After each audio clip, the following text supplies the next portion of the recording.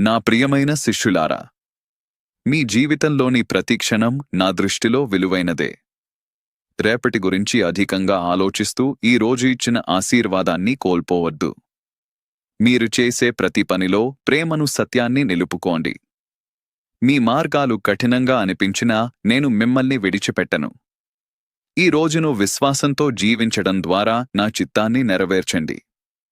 చిన్న విషయాలలో చూపే నమ్మకమే గొప్ప ఫలితాలను అందిస్తుంది. హృదయం భారంగా ఉన్నప్పుడు నా వద్దకు రండి.